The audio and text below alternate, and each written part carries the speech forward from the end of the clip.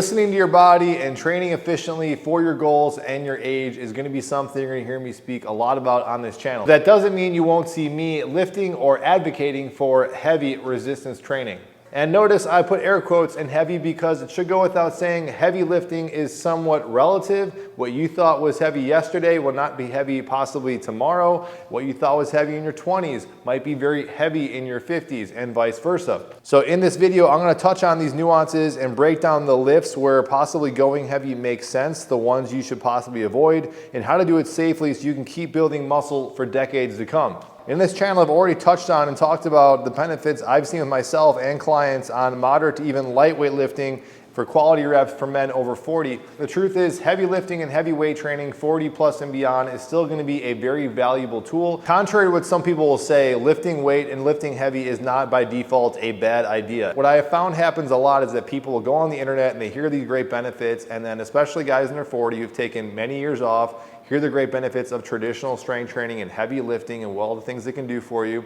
And so they start these hyper-specific, super disciplined programs that by themselves are not bad, but some people think that every session, every exercise has to be heavy all the time. Or they think that they can lift exactly the same way they did in their 20s, but I actually find this happens more times than not. Not in the dramatic example where people are stopping training at 20 and they pick it up again when they're 45. People many times are going on and off again, or maybe they're holding on to it into their 30s, 35.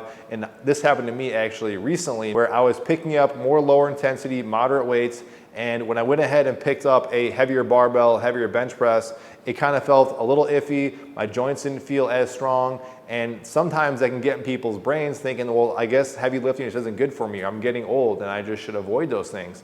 Not recognizing that all that really happened was you had to take a step back, lower the ego, drop the weight on the bar, start back somewhat at square zero, and take some time building up that tissue and that recovery, and respecting that, yes, you have gotten older, things aren't as good as they used to, but you cannot just jump into the exact same program you did, even if it was only a year or 2 years ago. But if you do ignore that and you choose to go heavy or go hard, that is when you start making excuses and thinking that you can never touch a free weight and you have to resort to only resistance bands, or the most dramatic example, going out for runs and cycling and sticking to water aerobics of the like. Or another example I hear a lot is people just go right to bodyweight calisthenics. Nothing wrong with bodyweight calisthenics. My point is that's not a good excuse for ditching the weights entirely if it's not a valid one that hasn't fully been explored or given a chance. Now, if someone is hearing this and digesting this the right way, the other thing that can kind of happen, even if someone is right-minded and they're checking their ego at the door, there is the potential problem of heavy really going wrong. And what I mean with that is people start out fresh, they're starting out good, but then they start to get addicted and they start chasing the dragon. And by the dragon, I'm talking about PRs. So breaking your personal record from workout to workout, knowing you just want to get heavier and heavier and heavier,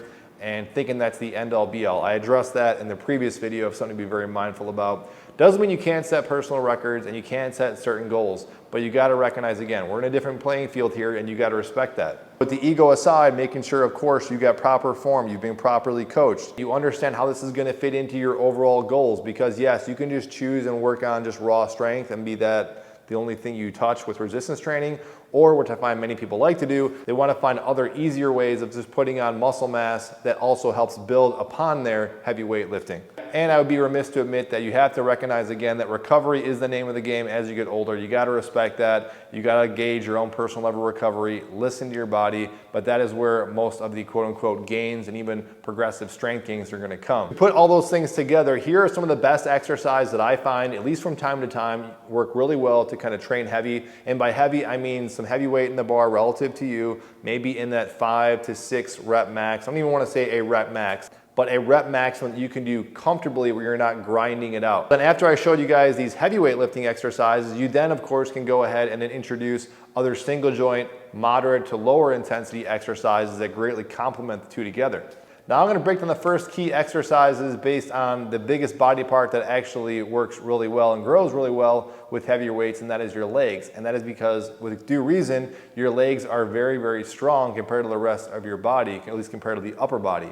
So I'm going to start off with just basic squats. Now I know for a lot of people, especially guys over 40, they do not like squats. For one reason or another, they do not like them. On this channel, I'm going to do my best to really find and give you guys educated ways on how you can learn to love squats. That's something I love doing with people, because there are so many different types of squats and squat variations. So depending on if it's a high bar, low bar squat, front squat, squat, there are squat machines, squat products that allow you to kind of find a comfortable squat that works for each person. I'm not going to say it's comfortable out of the gates, but there are definitely things and ways to work around to help make any kind of squat of your choice work for you.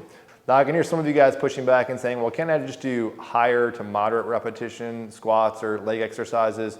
Yes, but I'm talking specifically here about squats. If you're talking leg extension, leg curl exercises, or calf raises, those you can get away with doing a little more higher repetitions. But if you're talking something that resembles a squat pattern or a multi-joint pattern where your hips and knees and ankles are going to be involved, that takes a lot of work. And I can just tell you, you'll probably be begging to do more heavier, low rep squats than higher repetition squats. That is with actually putting in some effort. And for some people, those of you guys that are serious powerlifters, something like 315 is not really considered a heavy squat. It's heavy maybe relative to most people my age, but for someone who's been training seriously for strength, it's really not that heavy.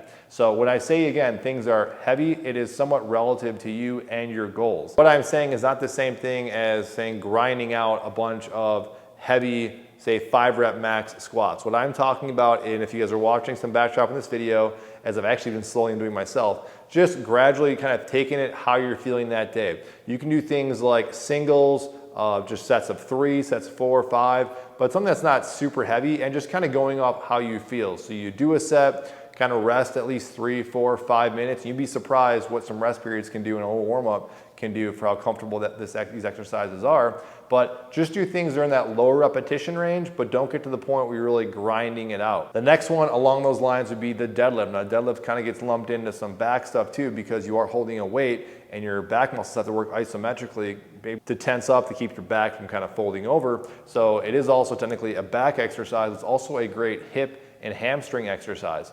It is very demanding to the body because, again, it is very multi-joint, incorporating those other exercises. This is one that even for older people, they're very hesitant about doing a deadlift. If I felt any kind of twinge or unsafety while I was doing that exercise, you would not see me doing that. And I'm just doing repetitions that, again, feel comfortable and good, that are still putting in some effort, but I'm not trying to grind out these weights. Now that seems like you're not going to make much progress, but I can tell you, you can definitely build some very good quality strength at these somewhat sub-max levels.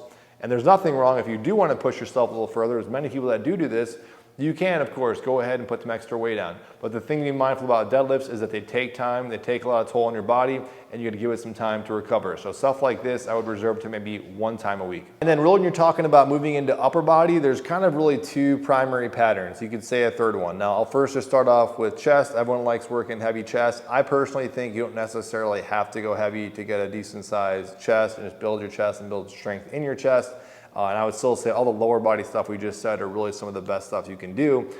Chest is a very sensitive area for some people because of their shoulders, and the same will go for overhead press. What I find for most people, yes, there are some good form you can do with machines and just a bench or a bar. I think dumbbells work the best for most people because you can angle your hands on a little bit more. But with this one, I think a little caveat, I would just go maybe kind of start slow and this be more of a moderate category. So this is actually one particular exercise I think for some people that I work with based on their age, you just got to take this one a little bit in strides. Moving on to overhead pressing, I think by default, and again, not a bad exercise. To that point I said earlier in the video, some people like to jump right into this full bore. They don't like to just press an empty bar. It seems too light for them. And maybe they're used to picking up dumbbells, they're in a machine and they're used to that. You have to really humble yourself, break down that bar to a very base level and just work on lighter loads with lower repetitions. And if there's really an issue with your hands coming out and pinned in this way with the barbell, you of course can do more of a neutral grip that feels a lot better. But I have found for a lot of people that work, older people that I work with, this is not something you necessarily have to do. A lot of the great benefits with resistance training and heavier loads, I still think works with the lower body exercises. With that said though, there is one upper body exercise I found for a lot of people works out pretty good as long as they can get in a nice horizontal position, and that would be a bent over dumbbell row. Because it's a pull and your body is kind of lengthened, there's this lengthened tension put in the musculature. It's not as injury prone, it's not as uncomfortable as kind of more of a compressive force that you feel with a horizontal or vertical load onto the shoulder girdle. So pulling things I find people can do fairly heavy, and oftentimes I find some of the best like heavier stuff that I'll actually do is with just heavy dumbbell rows. So instead of just holding it and kind of repping it for reps and reps and reps and feeling that time under tension, which is definitely great. If you want to say do a heavy set of dumbbell rows, find that weight that is comfortable for you, find that angle. If you got to post up with a bench, you can do that. You can certainly just use your own body weight. And then just do a set of maybe 1 to 5. And every time that dumbbell rests, you don't have to do this, but you could, just relax a second, do a row, rest the weight, do a row, rest the weight. And this is assuming that you kind of worked up to it somewhat gradually. But this is another one that I have found for some people, at least from time to time, when they pick up doing heavy dumbbell rows, they're surprised at how strong they can actually get and how much they can actually row. It's not uncommon that I tell people when they're looking at adjustable dumbbell sets, they're thinking they only need 50 or 60 or 70 pounds. And I tell them, really, if you start getting strong on that dumbbell row, you'd be surprised how much weight you can actually handle, even those that are 40 plus. And even though there's many exercises and body parts we didn't discuss here in specifics, all the rest of those you could really be chalked up into the lighter, moderate ranges that I discussed at the start of the video. So these are things like bicep curls, tricep press downs, lateral raises, your calf raises, for the lower body, leg extension, leg curls, glute exercises. These are things that can be done easily with moderate to high repetitions with great success. So when you're putting all this stuff together, what you can do is you can do kind of a moderate warm-up. Of course, warming up is good. You can even warm up with some of these single joint exercises at first, but then as you're kind of going, if it is a day, say it's 1 to 2 times a week, and if you have that goal of progressively increasing these things, then you can jump in and front load these workouts with your heavier sets. The overall poundage and total volume is gonna have to be lower compared to your younger because your recoverability is not gonna be as great. I can't say it's always the case for everybody, but everyone is a little bit different. So to kind of get around that, just listen to your body. Don't have a fixed number of reps or a fixed number of sets. If you're feeling pretty good at that and pretty fresh, go ahead and do some extra reps and or sets. I find a lot of times I'm not too hung up on the actual reps. I'll do more sets. So maybe I'll do sets of 3, sets of 4, and I'm not even really keeping track of some hard number. I'm just kind of taking each set as it is. And if I start noticing as I get into, as the sets kind of progress or as the reps progress, that stuff's just starting to feel a little bit heavier at this point, then I know, okay, I've hit my limit for the day and I'll move on. Of course, it does make logical sense if this is something you want to keep tracking to go ahead and get yourself a logbook and then just progressively overload each week based on the reps and sets that you did. Key things to remember, to not make this video go over 2 hours long, is that you don't want to burn up a lot of wasted energy on these warm-up sets. So if you want to train for strength, keep the overall repetitions and sets low and start working up as fast as you can to these working higher weight sets that you plan on working. The biggest thing that should go without saying that people break all the time is not listening to your body. If you're feeling pain, twinging, tweaking, something weird, obviously don't push it for that day. It could just be you didn't get the form, but it could also be that your body is giving you some signals you gotta listen to.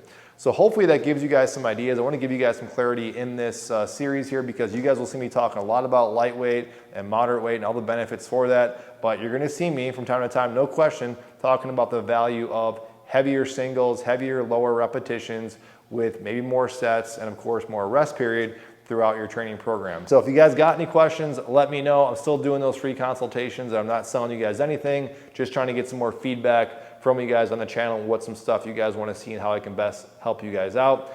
As always, thank you guys for watching and I'll see you on the next video.